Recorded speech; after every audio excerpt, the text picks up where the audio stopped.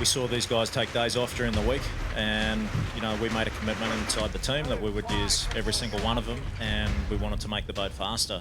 I always find it a bit funny when people say we had days off last week, and for ourselves it was a great opportunity for our shore crew to get on top of a job list.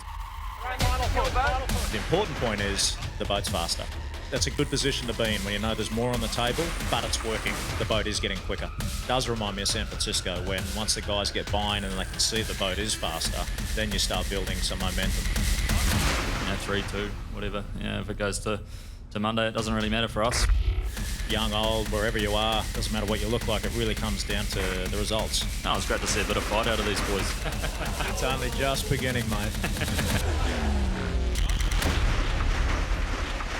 So hello and welcome to beautiful Bermuda, this spectacular island paradise staging the 35th America's Cup and all its dramatic twists and turns. I'm Alistair Eakin alongside Ken Reid, veteran America's Cup skipper and president of North Sails. We are closing in on the trophy. Peter Burling's New Zealanders out in front, but Jimmy Spithill's USA right back in the mix. 2 races again today in this 1st to 7 contest.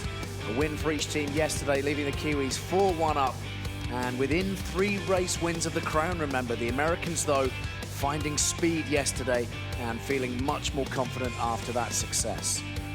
Bermuda again bathed in sunshine and conditions looking pretty similar really to yesterday. Perhaps a slightly stronger breeze, up to 12 knots potentially, so both the races should be completed without interruption. So let's quickly remind ourselves of exactly what happened yesterday. Peter Burling's challengers held a 3-0 lead going into the racing, and the defenders under Jimmy Spithill were badly in need of a turnaround in fortunes. Pit lane, 3, 1. So race number 5 is underway. This is the Super Bowl. This is it. Jimmy Spithill's Americans, they are across the line too early. Recall, Oracle Team New.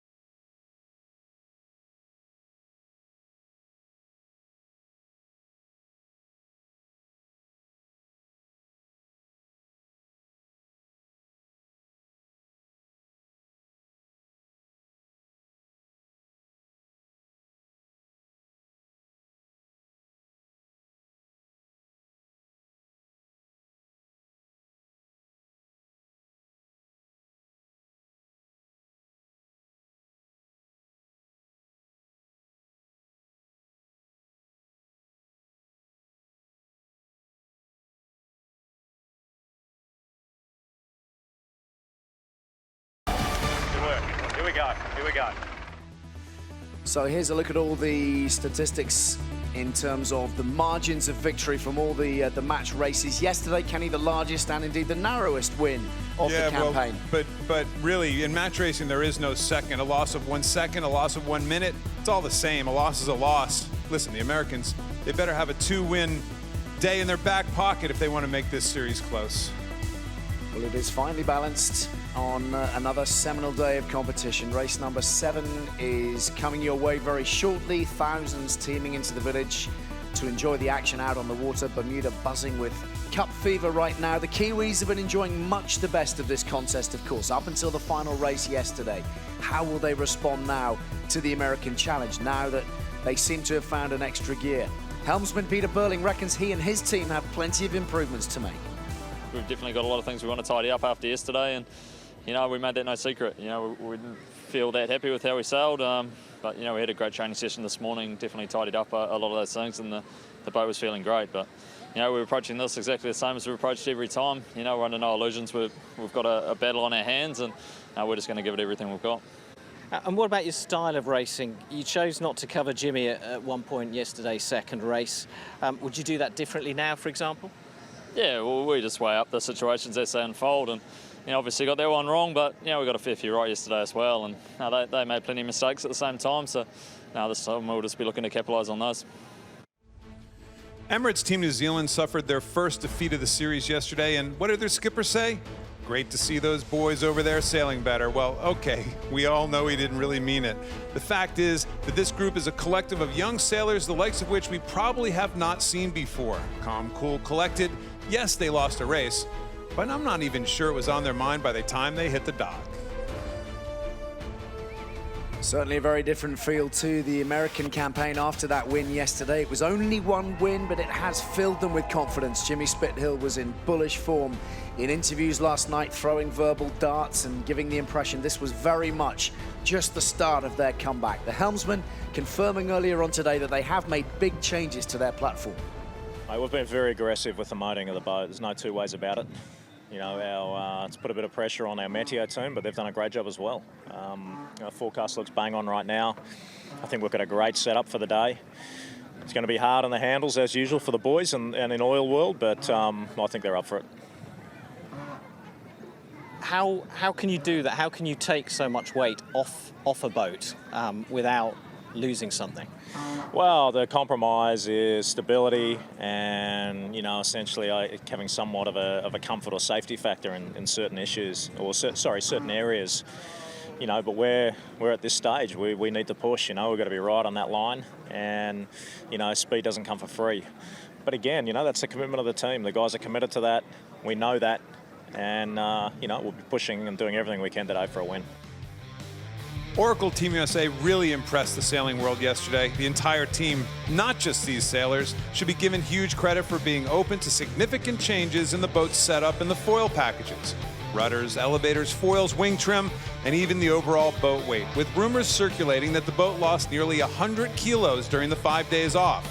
Full credit from all of us for making this America's Cup a boat race again. So once again, the most incredible setting for racing. Another beautiful day on the Great Sound, and here's our first look at the course, Ken.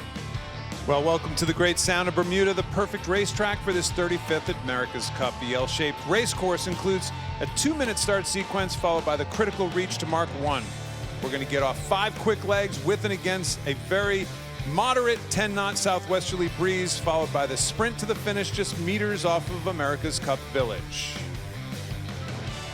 So there's the start line, couple of different options for the two crews, of course, Kenny. For the uninitiated, explain why you wouldn't necessarily take the shortest route, 718 meters. Well, sometimes you would, sometimes you don't. You're looking for the quickest way to get to that mark, and that longer angle, that longer edge of the triangle very often is a faster speed. And then, of course, the 713 meters, a bit slower speed. These guys will be weighing up both sides. They have software on board that actually tells them which end of the starting line would be most efficient for their speed to the first mark. So it's becoming pretty tasty now between these two helmsmen. Up until now, Burling hasn't been overly ruffled by the Spithill approach, the joshing, the jousting, the sledging. Interesting to see the Kiwi throwing a few barbs in there himself yesterday. And there's the heart rates, which at this stage are pretty low, pretty chilled, pretty happy, but that will change fairly soon, you would imagine. And the New Zealanders have port entry for this first race of the day. They get to enter that starting box 10 seconds ahead of their opponents. And after New Zealand won all 5 of the previous starts to the first mark, the Kiwis were trailing in the last race of the day yesterday, and of course, arguably it set the Americans on their path to victory. Let's have a word with Christian Camp now, who's a key member of the Swedish team out here. Artemis Racing, of course, he's out on the water for us today. Christian, what do you make of the pre-start tactics of these two teams, and what can we read into what we're seeing right now? I think Oracle's looking to build on the success they had in the second race yesterday and keep that going. They've obviously been working on their timing and on their software, so they'll be looking for another clean execution like they did yesterday, and they'll be watching out for Team New Zealand speed in the pre-starts. Such an important battleground. It can really set the agenda for the rest of the race. Flurry of activity on board the Kiwi boats. 4 down in 3, 2, 1, 3. So race number 7 of the America's Cup match underway. Ken, what's your reading of the pre-start so far? Well, the starting line is up in the very top of our screen, well up top. Now it's time and distance. This is when that critical moment of, will there be kind of feisty jockeying going on? Oracle very quickly going after what's called the leeward quarter in that hook maneuver, but very quickly peel off out of it. This is really a head game between the two skippers right now. There really can't be any help. This is all skipper's intuition.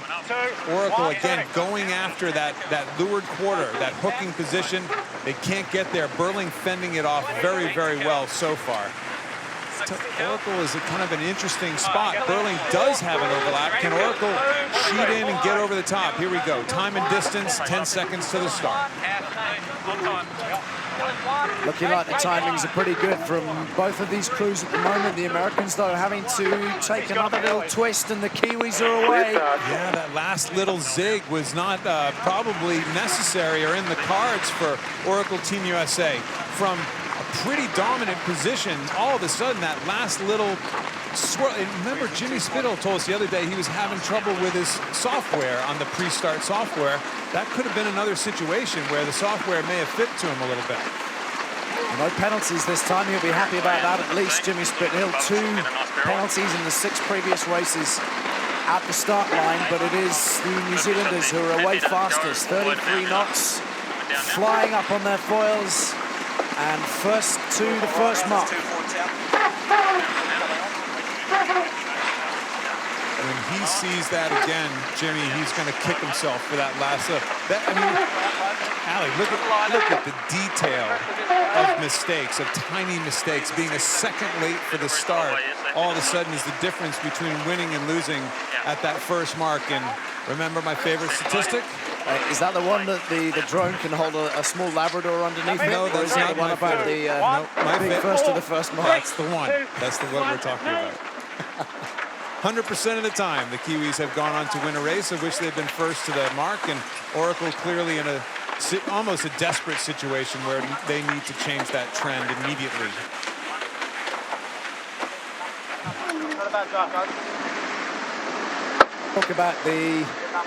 A lot of talk about the weight that's been taken off the American boat.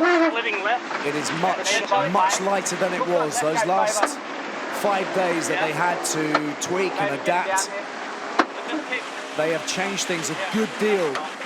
It is a lot lighter, but it is also much tougher to sail and rather less stable than it was. And we heard him talking, didn't we, Jimmy Spithill, about the fact that it requires an awful lot more power, and that means more work for the grinders. Let's go back out to Christian Kemp for a minute. Christian, 100 kilos possibly coming off this boat. Give people an idea of, first of all, maybe how hard that is to get it off the boat, and secondly, what could that actually do to speed? When are they going to see that difference? Oh, it's going to show up in 10 knots and less than that. And you know, every kilo is important. If you move 100 kilos, I think around a 2-lap race course, you're probably looking at 500-600 meter gain in pure boat speed and under 10 knots. So obviously that's why Oracle's pushed so hard to take every bit of weight out of the boat that they don't need. And why wouldn't they have done that early on? Why wouldn't they have done that before this event? Yeah, but it's one of those things. It's one of those things that you prioritize differently, and as you go on, you learn and you figure out, oh, okay, this is the best area where we can gain performance. So you've got to make some sacrifice.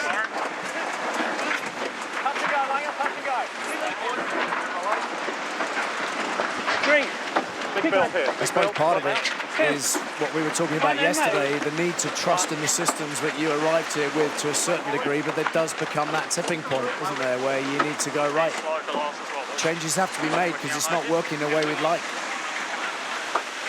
Credit where credit is due to the Oracle team, as we said in the pregame, for being open enough to kind of throw probably some key convictions to their program out the window in that 5-day period and build on a whole new set of what you think your speed values are. It's not easy to do, and it's pretty impressive. And look, it's so clearly paying off from the first weekend that we saw these two guys race against each other. Yep, the Kiwis definitely had a massive advantage in those early races, but now we see the pair of boats attacking simultaneously. And just to explain, Ken, how easy or difficult it is now for Burling to dictate the pace of this race, to dictate what happens to Jimmy Spithill and the American boat. How much can he really influence what's happening out there? There is no doubt that there was plenty of talk about the Kiwis actually having a split at the end of the second race yesterday, which you can make a reasonable case that it cost them the race. Every match racer in the world sat there in front of their TV and said, why aren't they tacking everybody? Because they're in control, they could end the race. All of a sudden, the Kiwis are keeping a little closer eye on Oracle, especially in that first tack. They're just going to herd them around. They're going to literally herd them and keep them in the same water.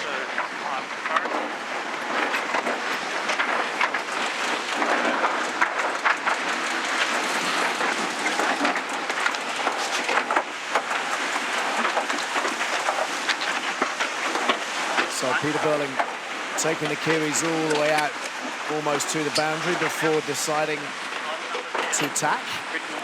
But it is pretty tight out there. Not a huge amount of difference between the pair of them. This is a new stat that we have for you, the accumulation of pressure. This is all about the power that's being generated by the grinders, and they're two different systems, of course. The regular grinders to the left of your screen on board Oracle Team USA, and the cycles of the Kiwis. Ken, if you can maybe elaborate on that in a moment or two as we see. We'll get back into that in a minute, but this is kind of a cool statistic that many people have been hoping we could show because it is such an extreme difference between the grinding and the pedaling. Why are they doing it full time? Why is this hydraulic power necessary? Peter Burling allowed for the split to happen there. He actually didn't hurt, as we were talking about herding Oracle, he didn't hurt Oracle. He went for the wind shift and went from 50 meters ahead to 280. So it's one thing to dictate how a sailing style of a Peter Burling, as a coach, for example, dictate a sailing style. It's another thing. Don't herd your jockey. You know, you don't rein him in to the point. Let this kid has got you to where he's gotten you. So he made a mistake yesterday. That's the other side. So he made maybe one mistake yesterday. Allow it to happen and just let him to go do his things again. Okay, so back to these numbers. 350 is max. That's 100% of power stored, if you like, isn't it? Correct. So on the left, on both boats, the port and starboard, that is literally the accumulated pressure for the up and down of the dagger boards, of the foils. That's only used to lift and lower the dagger boards. We believe Oracle actually never accumulates more pressure. They actually just deplete the pressure on their port and starboard accumulator. On the other side, that is how they move all the functions around. That's what the cyclists, that's what the grinders, they're constantly feeding pressure into moving the things around. That means fore and aft, in and out, the wing twist, the wing camber, everything. Slightly complicated, but they're all achieving the same goal at the end, and that's hydraulic pressure. Kiwis get low. I mean, there they are down at 185. That's the pressure to move the foils fore and aft. There's the cyclists just kind of building it back up again. No problem.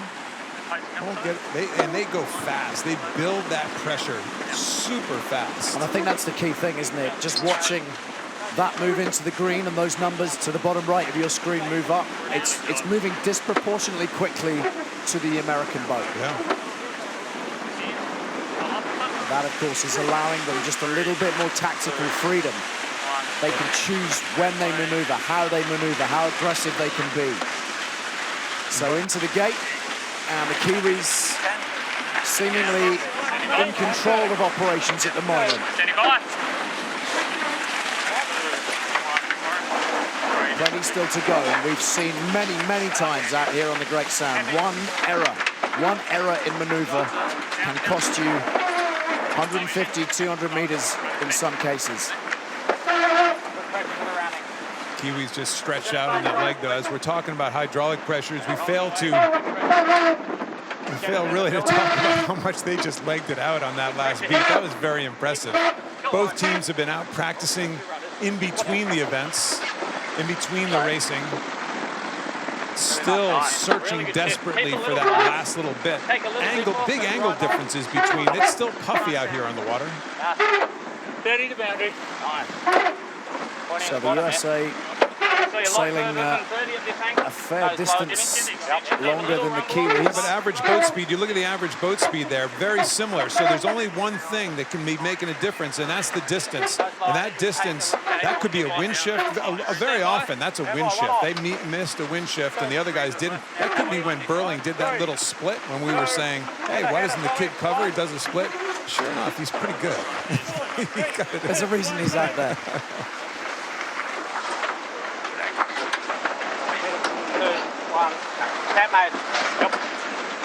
On board the American boat. Good pass in. Come on, mate.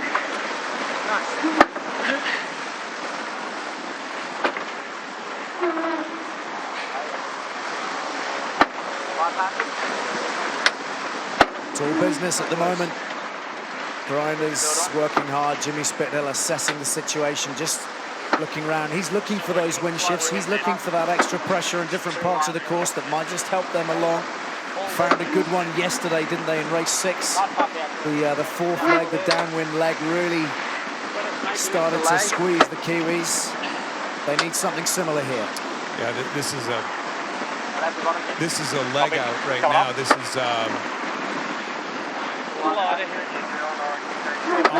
almost desperation time when you get out to that 400 or 500 meters for the boat behind.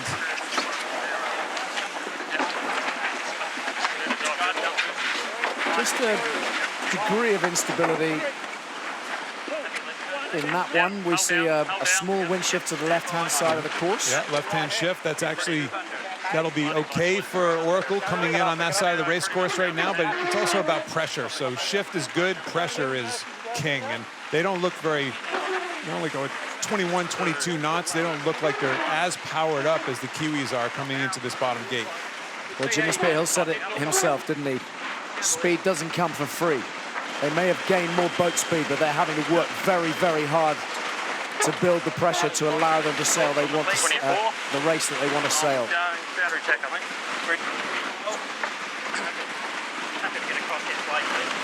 So really from here, I know still a long way to go, but it is New Zealand's to lose.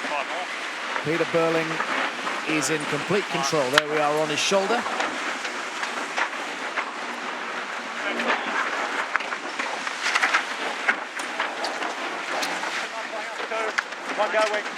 So the Americans are going to split the course. They're going to try, but Kiwis are onto it. They saw it coming. They probably tacked off early from the boundary and try to, again, get themselves back in the same part of the race course as Oracle's in. 24. 10 seconds.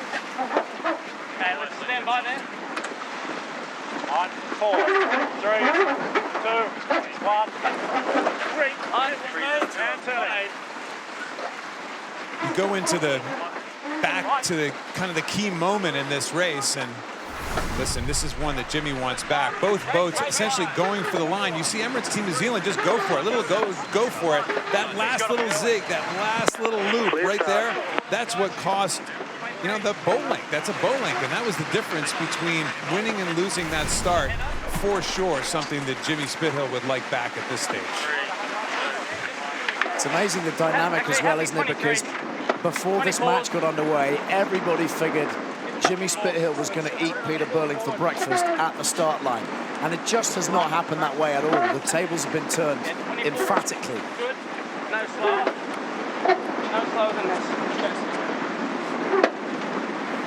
Runway this way, mate. So the boys working hard. The max heart rate, by the way, the numbers bottom right-hand side of each of those boxes. Your maximum heart rate should be around 220. Take away your age.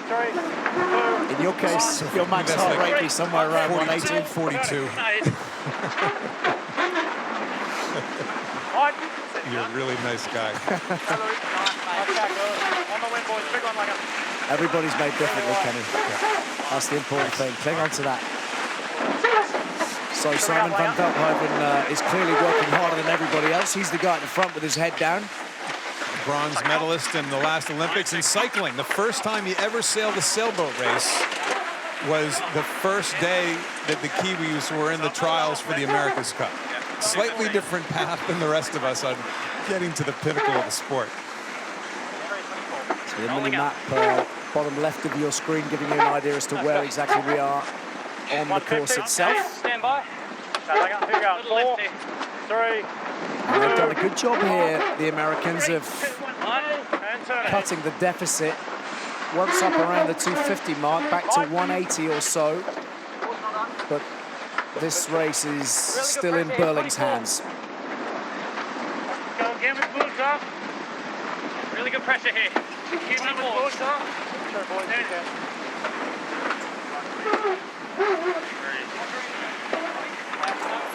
Lower, a bit light. Kiwis tacking, and presumably from there, Ken, from that position on the course, looking to lay the gate to get in.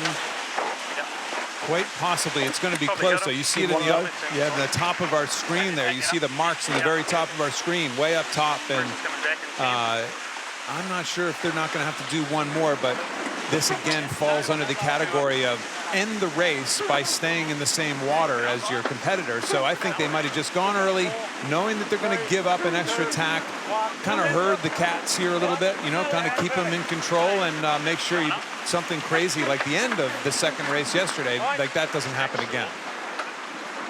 Oracle's chewed up a little bit of this lead, though. There's no doubt about it on this leg.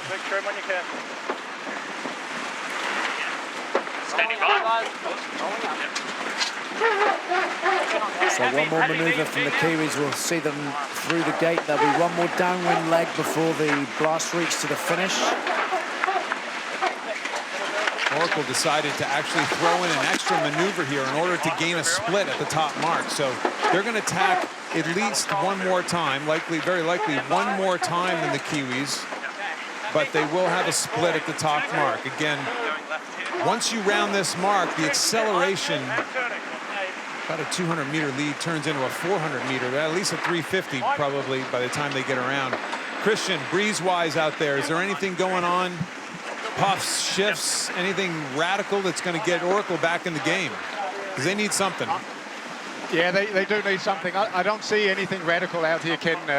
Team New Zealand obviously listened to you yesterday and protected that left side of the course up the top, and I think they've done so wisely. I think Oracle made some nice gains up that beat through tacking better. It looked like Team New Zealand missed their rudder swap a few times and ducked the bow in on the exit of the tacks, and that cost them quite a bit. So it'll be interesting to see what happens here, but really right now it's Team New Zealand's to lose. Looking like the Americans at this point require an error, and a fairly sizable one, from the New Zealanders. Jimmy Spithill will be looking to bring all his experience to bear. 37-year-old Aussie.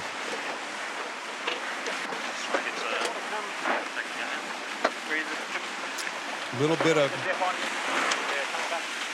I mean, there's virtually nothing between them. Okay, so as the person who's trying to decipher, you look at it, it's actually slightly slower average speed for Emirates Team New Zealand. And that's actually remarkably close with no real rhyme or reason whatsoever. So numbers do lie sometimes. There's no real rhyme or reason why there's 400 meter lead going on right now. Down to 200, coming on. And no doubt Jimmy Spithill will be happy about the speed factor. There doesn't seem to be a problem on that front any longer, but it is the cost of that pace. No more mistakes. They can't make those mistakes like that pre-start mistake, that pulling the trigger at the gun. Tell you, they're coming on. Not a great jibe by Emirates Team New Zealand right there. Down to 19 knots coming out of the jibe. They looked stable, but they were quite slow for some reason. Look at this lead getting chewed up right now. One more jibing in. This is that one mistake zone, Ali, that we talk about right now. One bad jibe by Emirates Team New Zealand, and this ball game is brand new again. So it isn't over just yet. The Kiwis have to maintain their composure, and this is when we see the competitors in the white heat of battle. Can they hold their nerve? Can Peter Burling hold on to this lead? He knows that Spithill will only need a tiny chink of light.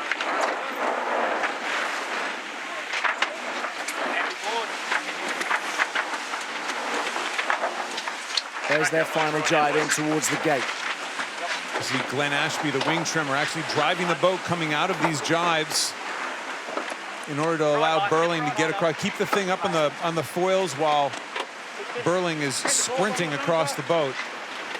Boy, a real close-up on this leg, but unfortunately with a quick little reach to the finish. We haven't seen a lot of passes on this reach coming to the finish through the entire event. It could be too little too late for Oracle Team USA. It's looking like it'll be a step too far for Jimmy Spithill, this one. But he will be encouraged at the way that he has closed the gap at the very least, particularly when you take it all the way back to the start line and how costly that was. The Kiwis are zipping along pretty nicely. Little glance over his shoulder from driving Miss Daisy. Don't forget, they've been tidying up their boat as well. He likes a good tidy, Peter Burling. And they've been tweaking and adjusting here and there in amongst the Americans. And as a result of a pretty clean race, New Zealand reassert their authority here in Bermuda, a tight margin, but they have moved into a 5-1 lead in the America's Cup match, and they are 2 wins from the trophy. 10 seconds the margin, 11. That is tight by anybody's reckoning, but it is still an American defeat. Can't afford it anymore, Ali. They can't afford these little mistakes that'll just come back and bite you every time. We've seen it throughout each of the different levels of the competition, especially against the Kiwis. A mistake just seems to be exaggerated against the youngsters from New Zealand. So let's have a look at a breakdown of the race itself. This is the race leg by leg. It looks to tell a fairly straightforward story. It was a little bit more complicated than that. Yeah, a little comeback at the end. You know, whether it was wind shift or whether they found another gear on that last leg, we'll have to ask Jimmy about that. But for the most part, a reasonably dominant New Zealand performance, and certainly a pre-start. The last 3 seconds of that pre-start, certainly something that skipper Jimmy Spithill would love to have back. So confirmation of the New Zealand win by 12 seconds. And another one to come, of course. This is the standings with the lead now extended by the Kiwis to 5 points to 1. They started on -1, remember, on account of the Americans winning the qualifying stages. Let's have a word with Peter Burling, the helmsman of Emirates Team New Zealand. Peter, congratulations. Were you happy with the way that unfolded? You got away to a decent start. It was a narrow margin at the start, but it seemed to really make a difference to the race as a whole. Yeah, we're really happy. You know, we said last night that we had a fair few things to work on, and we addressed a fair few of them today. And I think that showed by our upwind speed. You know, it's an incredibly shifty day, and we tried to consolidate a little bit half out that second beat and, you know, let them get a bit closer, but felt like we had pretty minimal risk that whole race, and we're pretty happy with it. So, Peter, one of the things that the sailing world is very curious about is how you guys hit the starting line so close while going at such incredible speeds. Can you just give everybody a little insight as to what you're reading? Is there a dial that you're reading that gives you an idea how far off or how acceleration or time to burn? Just a quick little detail. Yeah, well, we've got a pretty impressive bunch of designers, you know, in the chase, tweaking it and, you know, making sure our starting package is as good as it can be. And, you know, I think that showed over the last couple of days. We've had, you know, quite a few starts where we've been within about a metre of the line, doing over 30 knots. So we're really happy with the package they've given us. Thanks, Peter. You can't blame Ken for trying, right? Cheers, mate. So let's take a look at the race in a little more depth. And here was the start, which we isolated as a key point, and that little turn away from the Americans cost them. That last little zig. You zig when you should have zagged, as my old man used to tell me. And that was definitely a zig that was not necessary right there, where Jimmy kind of took a little bit of a right turn. He thought he was early. And remember, he maybe tad gun shy because they were over early yesterday. By just inches, but nonetheless, that is a break you do not want to give the Kiwis. They go on to win all those races, as we've said so many times before. Coming into the Leeward Mark Gates, just ripping around, flawless, really flawless boat handling. And once they get ahead, they just, you know, you see these little glances over his shoulder from time to time from Burling. They just simply did a better job of kind of hurting the group when they needed to and splitting off when they could. And here was a case where we thought they might tack right away, but no, they decide to get a little bit of leverage, and look at the wind shift off to the left side of the race course. A 50-meter lead turns into a 300-meter lead in no time. And you know what? It's pretty much game over when that all happens. The zip into the finish, and like we were saying, this is really fun for the spectators, but we really haven't seen any passes on that last reach.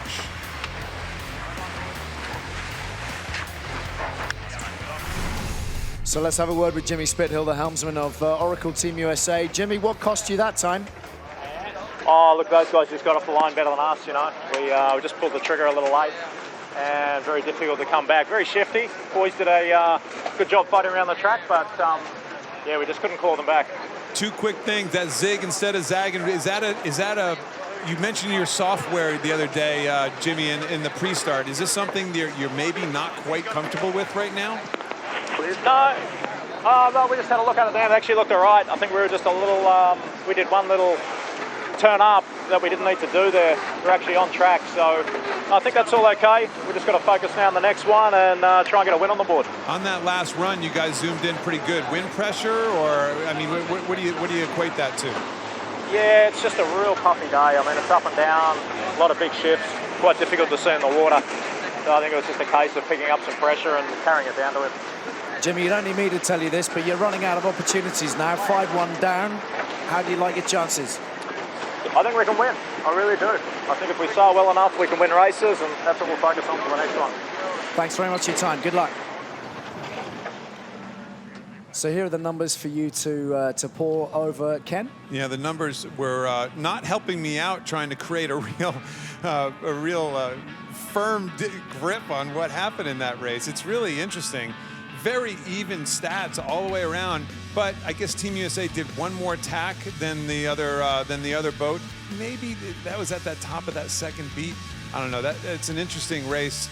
Little tiny detail. I think what that says is these tiny details, these tiny little mistakes, just get exaggerated in a very short period of time. But as you can see, there's no reason why either boat should think they're out of it. These are two very equal boats. So let's speak to Christian Camp out on the water for us, part of Artemis Racing, the Swedish team out here in Bermuda. Christian, what was your reading of that race, and do you hold out great hope still for Oracle Team USA at this point? It's never over before it's over. So obviously they got to keep believing and keep fighting. I think the deciding factors were Team New Zealand won the pre-start. Once you let them get ahead, they are very difficult to beat. I actually think Oracle sailed a pretty good race. We've seen the gains they've made in boat speed. They executed some nice maneuvers up that second beat and the last run, and that got them in contention again. Wasn't quite enough, but it's a boat race, and it's all about executing your maneuvers and picking the shifts, and that's all as us spectators can wish for, I think. So, Christian, we talked about the differences of the packages and the differences that Oracle made to the boat, but can you confirm that they both have the same configuration, the same dagger board configurations in today that they had yesterday? Yeah, that's the information I've been given today, Ken, from the guys on shore.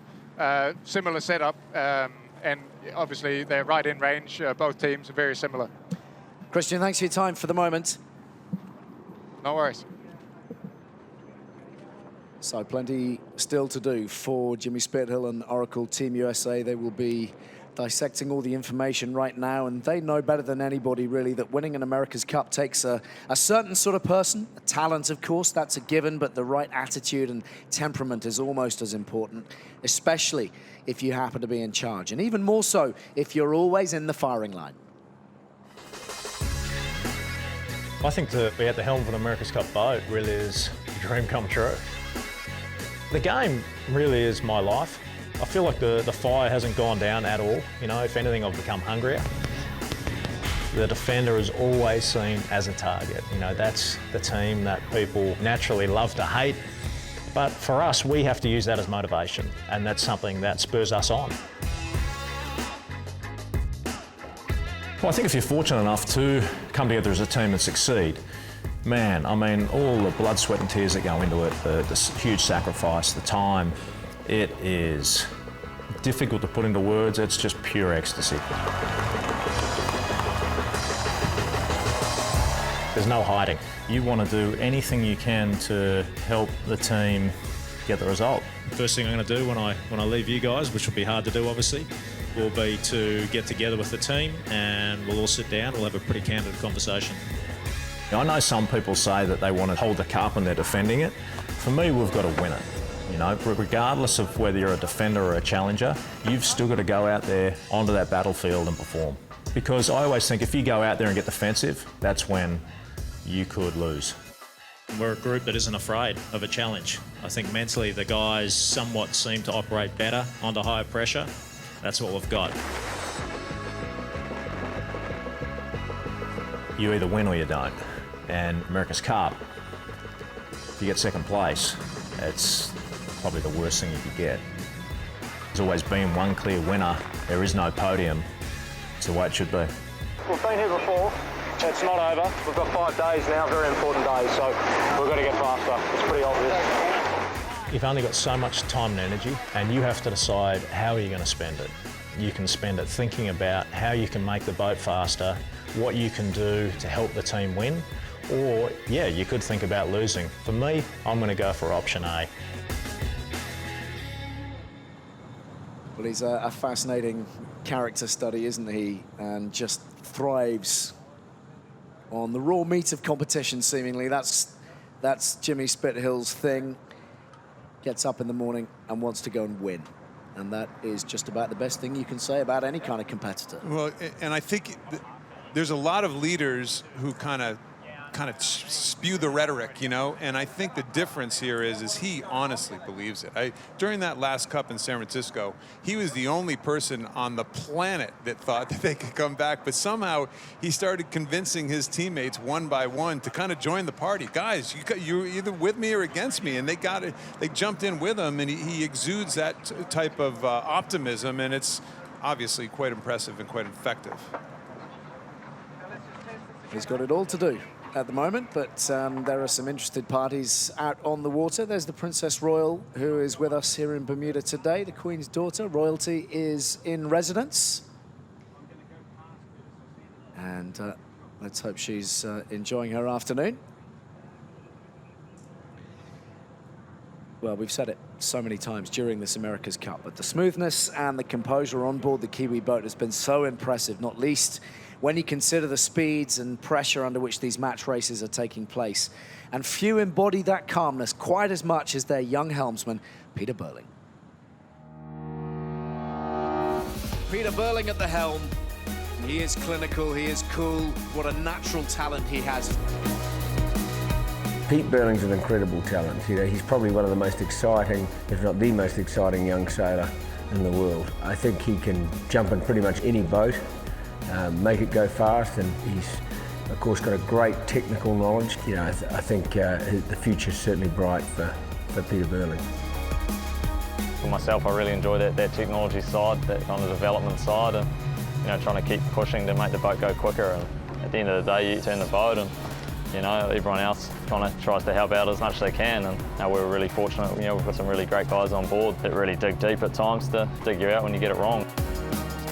Pete and I have been sailed together for over 8 years now. You learn each other, you learn how each other react under pressure, and you know, you get that intuition between each other, which It certainly helps, especially at the big events when the pressure's on and you need to make critical decisions and you need to be able to keep a clear head, knowing you can trust the guy next to you is very much a big part of it.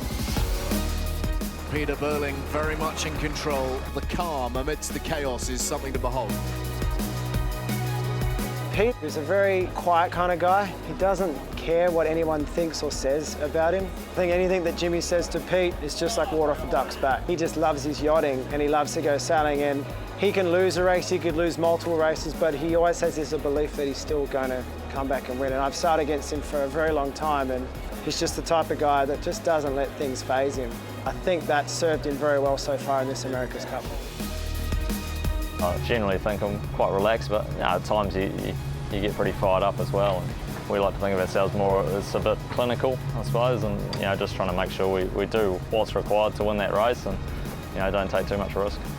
We push pretty hard at times, but I think it shows up in the speed.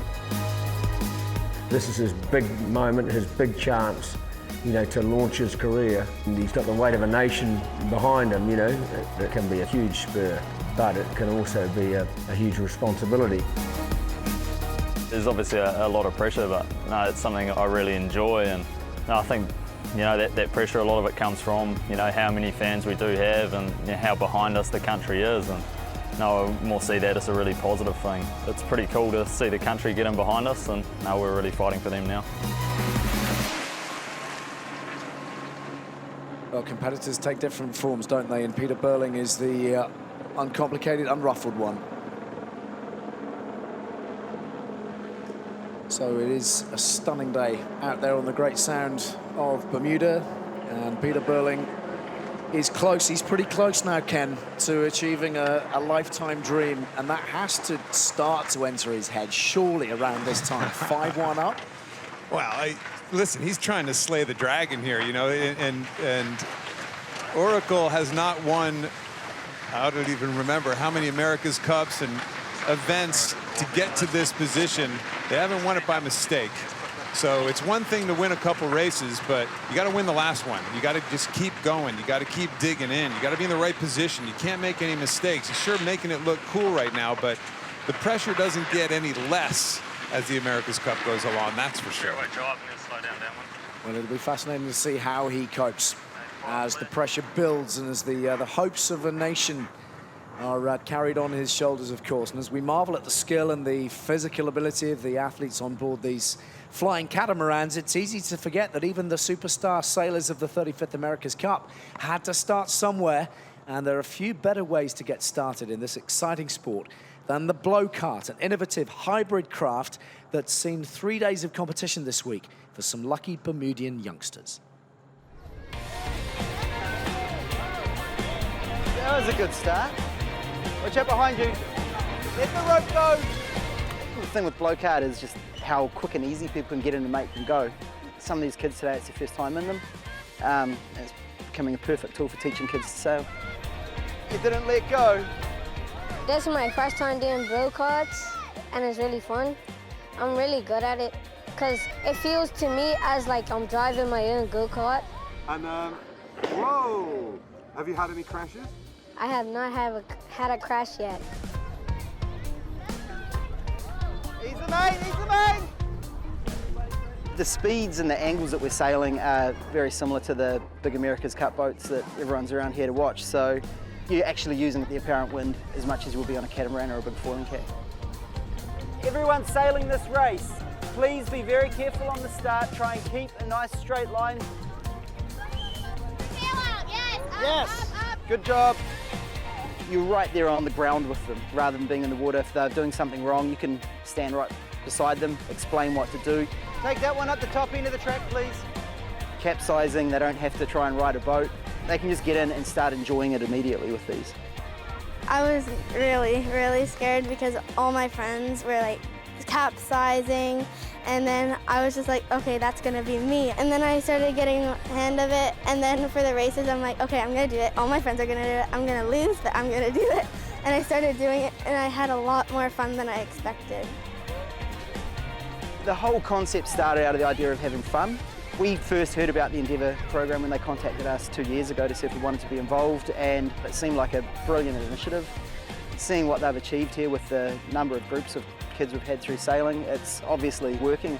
We were down in Endeavour doing sailing with the school, and then they called me back for the graduate program, and it all started from there. Ooh, he hung on tight there. It's been really impressive how quickly they've been picking it up.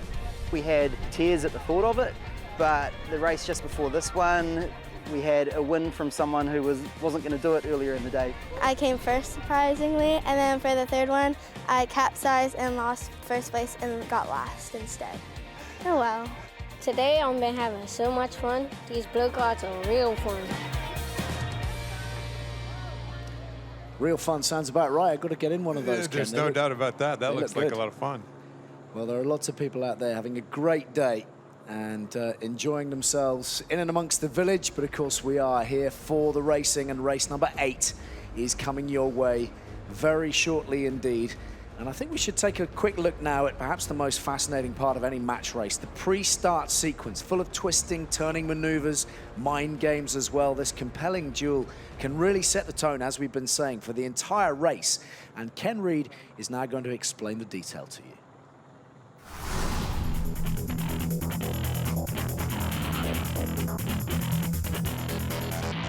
Full speed.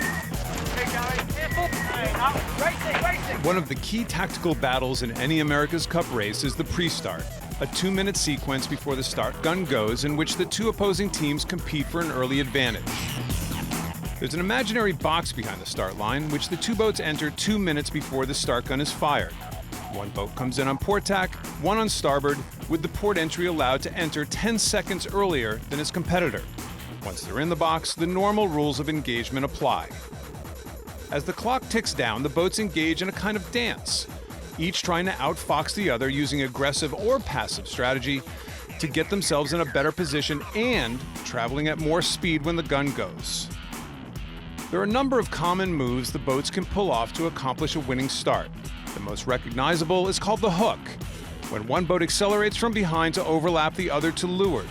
The boat pulling off the hook then has the right of way, allowing it to totally control the timing of the approach to the starting line, likely stalling the other before turning on the gas and pulling away. The leeward boat can even try to push his competitor progressively up the line towards the weather end start buoy. Should they succeed in getting all the way up to the top of the line, they can lock them out, a brutal tactic, giving the leeward boat a clear shot at the start once the gun goes. As a helmsman, you're always looking for a sneaky move, and often we'll see boats maintaining separation, or what we call gapping off. This prevents the leeward boat from creating an overlap, thereby negating its ability to control the proceedings, and gives the windward boat a potentially faster angle on the reach to the first mark. Getting the start in position and on time means being ahead at Mark 1, which historically is a very strong position to be in. So we're preparing for race number 8 of the America's Cup match itself. And don't be fooled by the calm out there. It's not at all calm in terms of the competition. It's getting really interesting at this point. And the two skippers are involved not just in a tactical battle, a technological battle, which we've been speaking about a good deal, but a battle of wills as well. Who's going to hold their nerve now? Who's going to make the right decisions when the adrenaline's pumping and when the trophy is almost within reach, Ken? Listen, you're Jimmy Spithill, and you just can't do it anymore. You can't make any of these mistakes anymore. As we've said so many times, you have to start sailing the perfect race to beat these guys from New Zealand. And if you're the Kiwis, it's pretty easy. Just do more of the same. Don't change a thing, because it's going really well so far. 5 to kill. 25. 4 to kill. Go about 3 late. 3 to kill. 1 to kill. Jimmy Spithill's USA with port entry this time. The last race of the day, the opportunity for them to claw back a win, try to get some sort of foothold in this contest, because for all the improvements and the changes made, they are firmly on the back foot at this point. They go to the entry box. Let's bring in Christian Kapp, part of Artemis Racing, the Swedish team, out here on the great sound. He's out on the water for us. Christian, any take-homes from that previous race about how this one might unfold? What are you expecting to see? I think this could be a tricky race, guys. There are more fluctuations in the breeze now. I think the lighter spots are getting bigger when they are here, so it'll be all about connecting the dots on the runs and the beats. So it should be a very, very interesting race from a tactical standpoint. Both the helmsmen confirmed that, didn't they, in their post-race interviews, the shiftiness of the wind. Something they're going to have to be on red alert for. Trying to pick up those puffs, be in the right place at the right time. As beautiful as these, as this photography is, it is hard to pick up these shifts from the television. Certainly not on board the boats. Race number 8 then of the America's Cup match with the New Zealanders led by Peter Burling, leading by 5 points to 1. Got no hook up here, boys. Much more aggressive by both teams. Oracle tacked into a position they thought was going to be good. They couldn't accelerate, and all of a sudden Team New Zealand has Oracle in a really bad spot. He's not going up.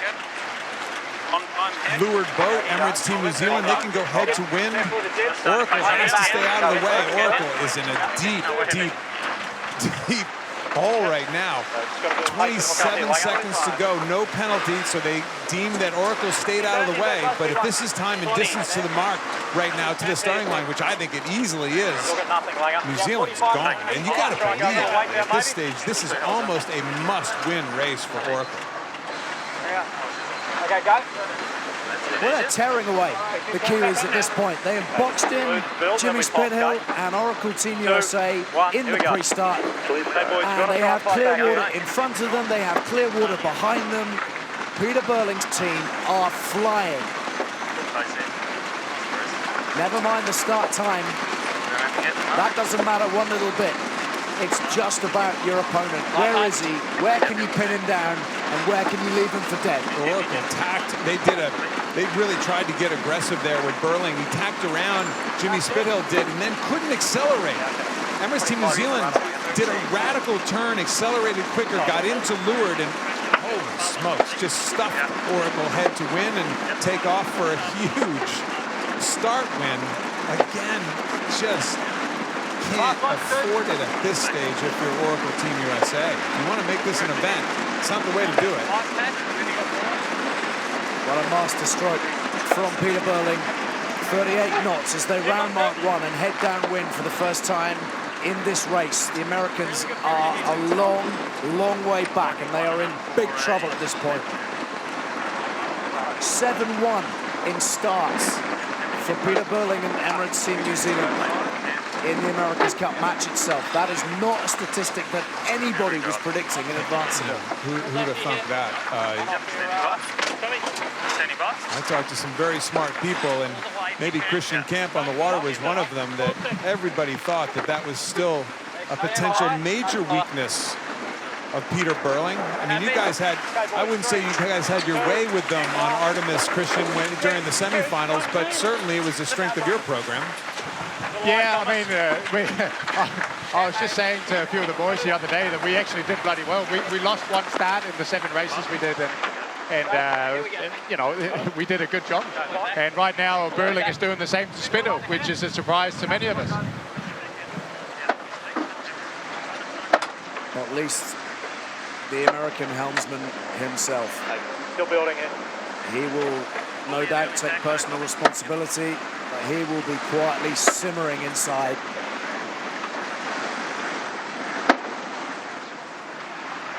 Well, time to make something happen. You're only 150, 175 meters behind right now. Certainly within passing the pass zone that we've talked about so much. But Ali, keep in mind, it's not 5-1. It's really 6-1 in wins losses in this because of that deficit that Team New Zealand, the challenger, had to start with. 6 races to 1. Something's got to give, right? I mean, something's got to turn around. If Oracle, you can't just bury your head in the sand all along and say, hey, this is going to change, because nothing's changing right now. Well, the Americans are splitting the course at the bottom gate. That's the first thing that's happening. But there'll be a lot of people, Ken, who will have caught sight of the contest in San Francisco 4 years ago, and they'll be sitting there wondering if there are familiar situations ongoing here, or whether this is a very different scenario we find ourselves in. I mean, the most fundamental scenario is surely that the Americans have had their time to go adapting and changing. They've had it now. It's a pretty big, this might be a decent wind shift here to the left for the Americans to all of a sudden close this thing up pretty quickly. Bottom line is, let's not count them out, but. Standing by. Actually, no log, no log. 3, 2, 1. So a clean race from the Kiwis would put them within touching distance of the trophy. 160 metres between the two. Americans just gaining a little bit. They need a wind shift to help them out at this point. This is a replay of the pre-start sequence. So Oracle starts leading back, and they decide, let's go slow here, wait, and we can see if we can trap these guys up to the high side, up to windward of them. They're trying to trap them up above to this side of Oracle, but Burling spins around on a dime, pops up on the foils, and all of a sudden zooms into leeward, and the next thing you know, Spittle's going to be head to wind. He's going to be going head to wind, and complete control by Burling. So I was really surprised, well, not surprised, nothing should be surprising us at this stage, at how quick the turn was and how radically effective the acceleration of Team New Zealand. They just turned it around on top of Oracle, and you know what, kind of the student teaching the master in its own way. That was a master stroke, wasn't it, of match racing from Peter Burling. But this gap is not a big one. No, and this is all on, right? All on right now. Tight match racing from Burling. Look at this, almost in unison, the two boats tacking. Coming out a little quicker on Oracle. That was interesting. They revved it up a little bit going into that tack, had more speed going into the tack, and actually came out a little more effective. So kind of a bit of the medicine of the Kiwis turned against them there.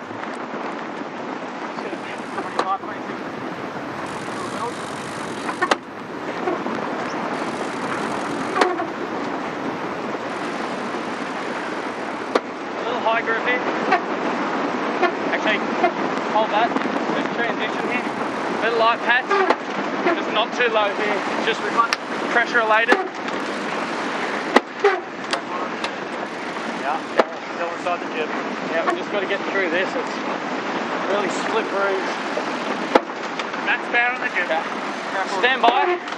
This is it's going to be ugly, but we've got to go. 4, 3, Max 4, 2, 1, touch and go. 3, 2, 1, 3. There we go. Fascinating. Listening to the tactical discussion between Tom Slingsby. Try and build here. It's going to be ugly, but we got to go, meaning we got to split. We got to do something here. And I'm kind of surprised because they were making some gains. Why they would have tapped off if they thought it was going to be lighter on this side of the race course. Really good pressure here. Emirates Team New Zealand goes with them right away. Look at that. They've been up 100% of the time in lightish breeze, using their Code 2 jibs, too. They're not even on their big jibs in this race. So it's amazing how was less than a 100-meter lead just turned into 250 in a heartbeat. 20 seconds away, standing by. So the Kiwis, yet again, a long way out in front now, and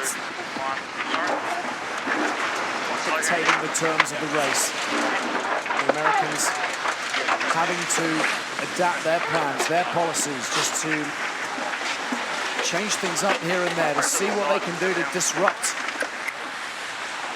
this Kiwi passage. And the Americans very, very tight to the boundary. They may well have gone into the boundary. They have. And they've now picked up a penalty as a result of that. And that is surely, Ken, an unforced error. I think we're all very surprised at this stage. They got to burn off two more boat lengths to get further behind. They were 50 meters behind not too long ago, and this is going to be in the hundreds. Now, could that have been a software problem about where the boundary was exactly? How does that happen? I know they've got a lot on their minds right now, but that is a fairly basic error at that stage. to keep a boat going 30 knots while steering and adjusting the dagger boards with your hands on the throttles, and also, you know, catch a guy who's a few. Yeah, you're right. They got a lot on their mind right now, and clearly maybe a little too much, because that was definitely another one that they'd love to have back. Well, he was complaining yesterday, Jimmy Spithill. He thought the Kiwis had been handed some soft decisions by the umpiring system, but this one he's done all on his own. It wasn't even close either. That's a good, that's, you know, 3/4 of a boat length outside the boundary. Let's see if there's a little, they're going to need some wind strength. They're going to need a wind shift right now. 250 meters, which means once they turn that bottom mark, it'll be about 150 or so. So the Americans have sailed some 400 meters further. Average speed is good. Yeah, a little better speed. Even the Kiwis have even done one more maneuver. Got light for a while. And yet the only statistic that really matters mistakes. Is the one in your screen up there. 300 meters. Saying 300 meters. But mistakes. You start, what, 100 meters behind, and you go outside the boundary, and you get copped a penalty. Not good.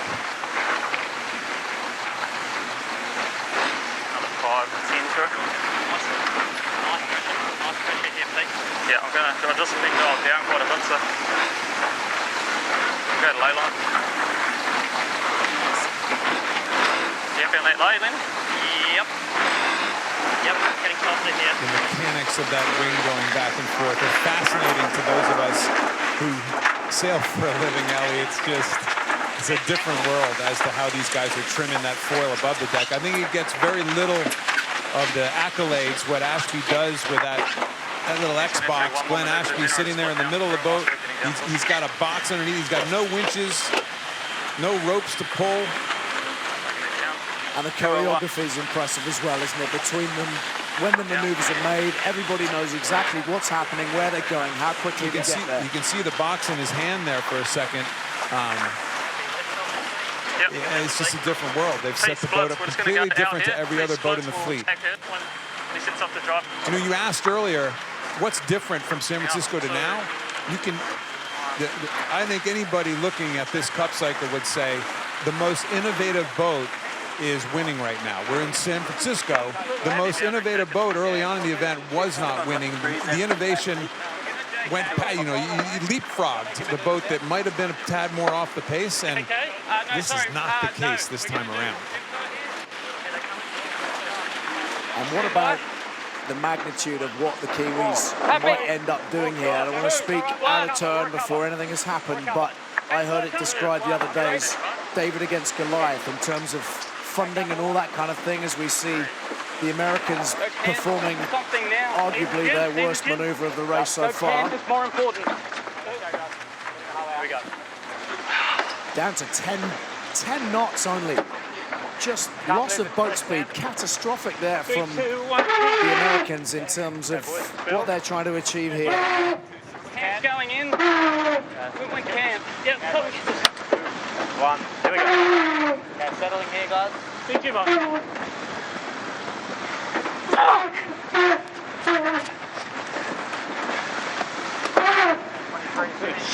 Coming. 24. Okay, 10 seconds. Stand by. Happy right here, Coop. Okay, boys. 4, 3, 2, 1. 3, 2, 1, mate. Mate. What's your reading of it, Kenny? They very they clearly don't look comfortable. No, maybe you talk in sports about over-pressing. Feels a little over-pressed right now. Desperation time, especially in this race. Maybe not for the event yet, but it's you can see that coming.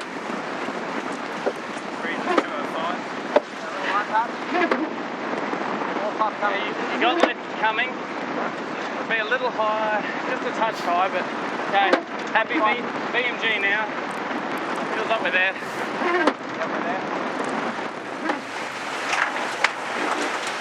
There's the drone shot, giving you a really good bird's eye view of the crisp activities of Emirates Team New Zealand. The tack effortlessly performed. Everybody in sync. Yeah. High is better. And again, with the hulls out of the water 100% of the time, minimal communication verbally between the Kiwis. Good. Shoot up here for above. Yeah. Pretty happy just going fast now, a little faster. And take the right, go to the right hand layland. I think what we just heard there might tell you the story of the Cup. We're really happy just going fast now. Let's just go a little bit faster. Yeah. Yeah, up 5 inches.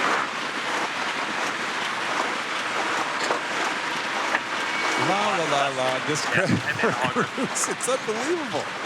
It's unbelievable. Look at the distance now.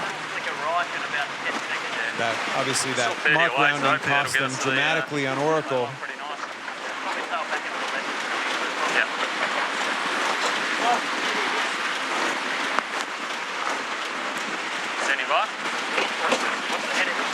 Talking earlier about slaying the dragon. I mean, this is just an incredible look. Look at the spin. You know, one thing that's interesting, Ali, is there's no doubt as the Oracle boat made their foils maybe a little bit slipperier, a little bit thinner possibly. They're doing a very similar technique to Emirates Team New Zealand, and they're bearing off, gaining speed going into the tack, and then whipping it through the tack. So imitation is the key form of flattery or something like that, and there's no doubt that people have gone to school on how the Kiwis have been tacking their boat throughout this event.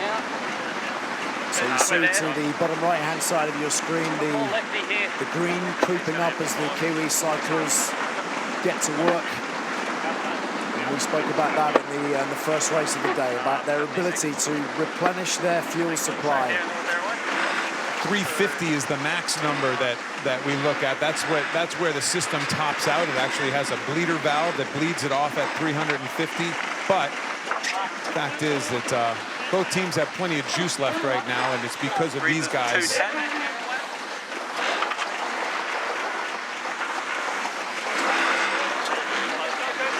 Final downwind leg for the New Zealanders, who know that they are close now, very, very close. Jimmy Spithill's got to pull several cats out of the bag. 3, 2, 1. One, move. And move. Put your head. Hot, clear. Rolling away, you're clear. Quick made, Balla. Quick made.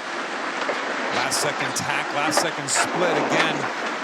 Let's go back out to Christian. This is desperation time. These guys talked about how shifty it was. You talked about how shifty it was out there, Christian, but I'm not so sure it's that shifty enough to make up for a 600-700 meter lead at this stage.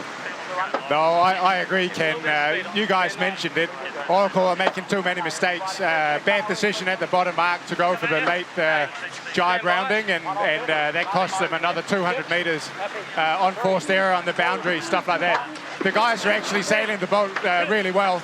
It was a lovely top mark rounding and a bear away, and they're doing good tacks, good jibes, but they're just making too many on forced errors, and they got to step it up.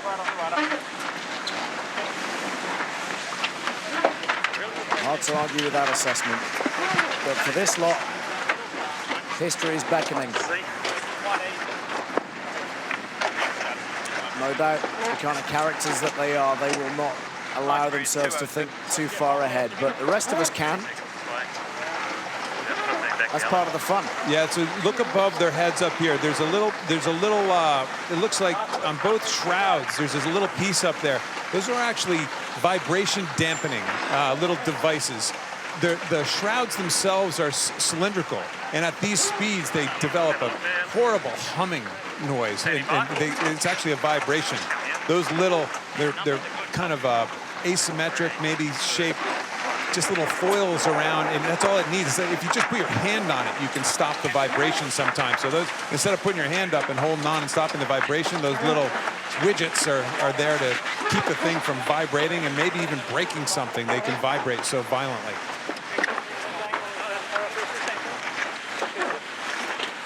They are cruising away at the moment. The New Zealanders, they have sailed an outstanding race right from the word go, right from that pre-start, when Peter Burling outfoxed Jimmy Spithill, trapped him into a corner, headed off into the blue, and he is seemingly not to be caught, not to be stopped.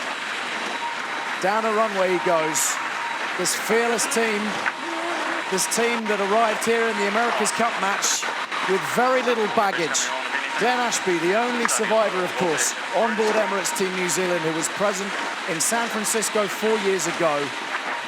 They're out to right the wrongs, and they're doing everything in their power to make it happen.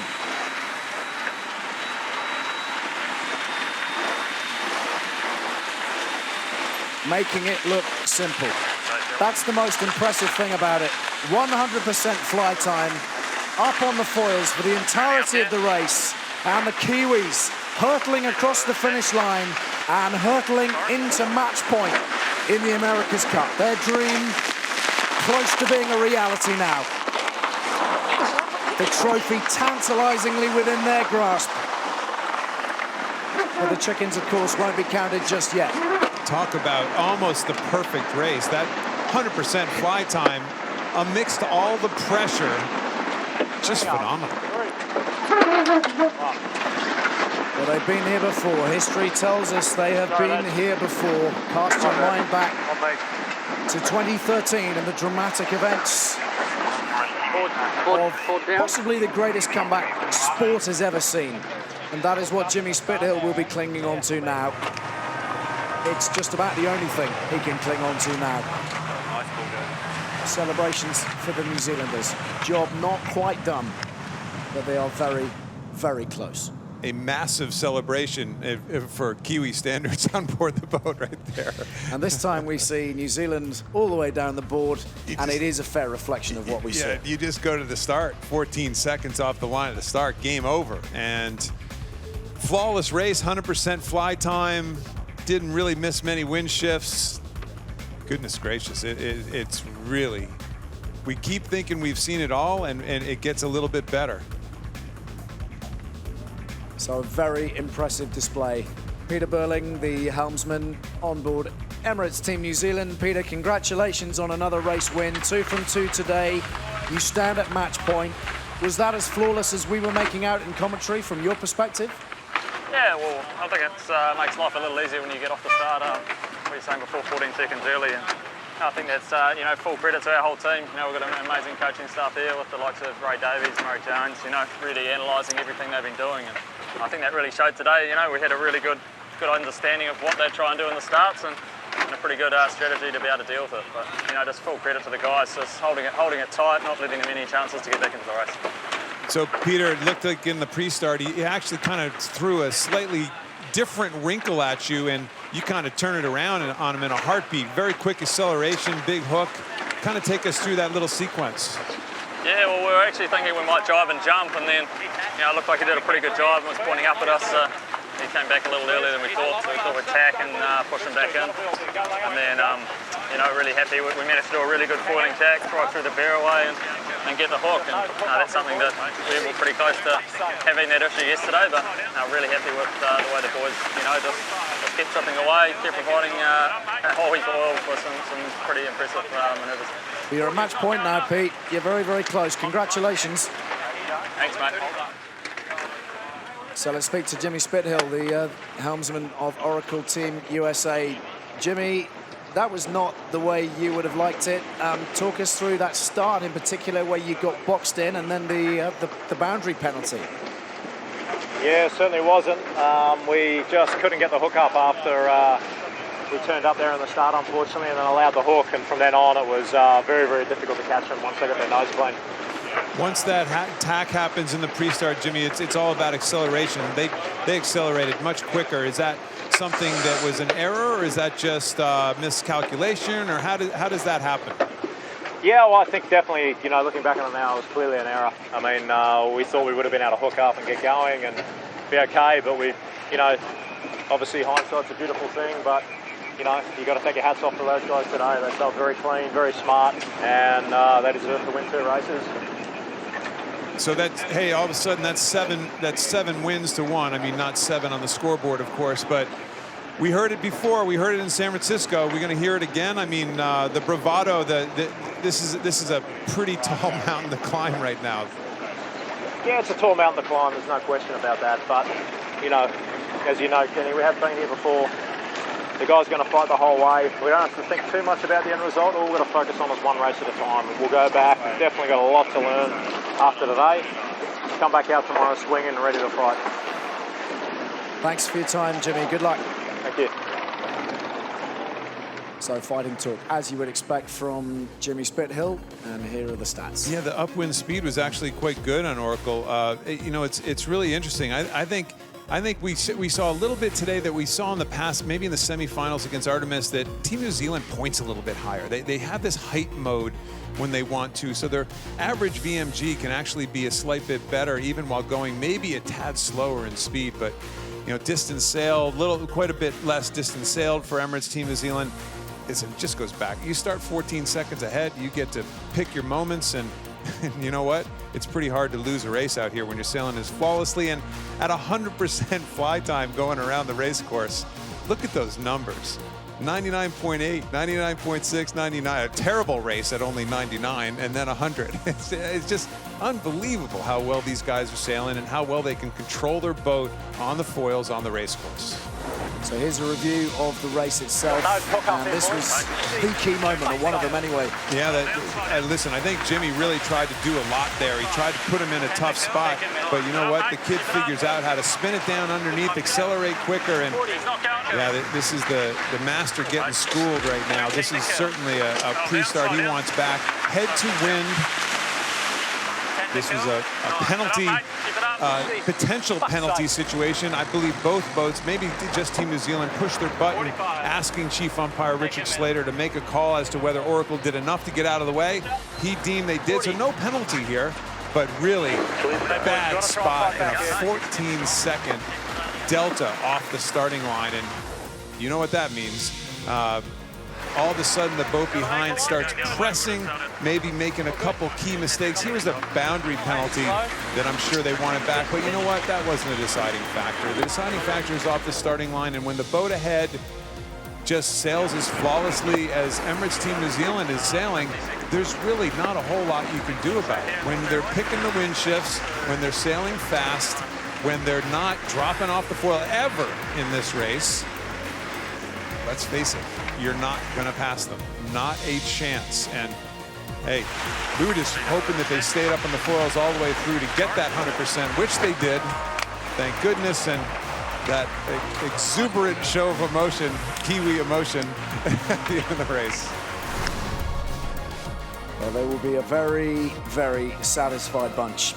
And still, the chat continues. Still, the dissection and the analysis continues. Well, we always talk about this competition being the oldest trophy in world sport, but we rarely actually focus on the trophy itself, but it seems appropriate to mention it now that we are potentially so close to it being awarded. Made in sterling silver by Roll Jewellers, Garrard of London in 1848. It's an ornate work of art as much as it is a sporting trophy, a fitting prize then for this venerable competition.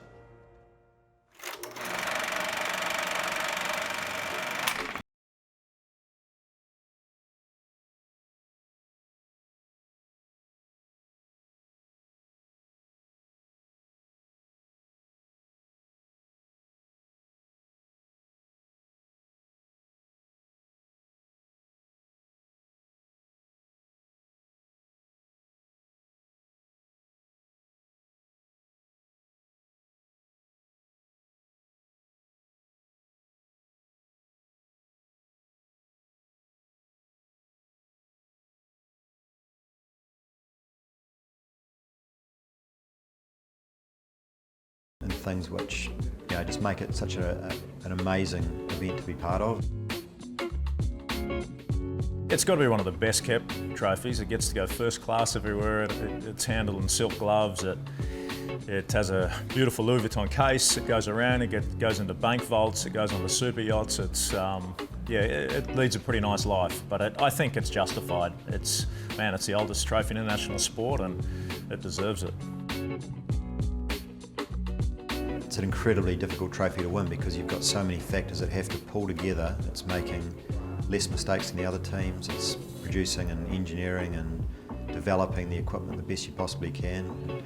You get those factors right, and then you can be successful. You know, I remember when we were 8-1 down, and each morning we'd walk out to our boat, and the trophy would be there, and you'd pass the trophy on the way. And when we got to 8-1, I was walking out, and there was a guy there putting it back in its case and packing it up.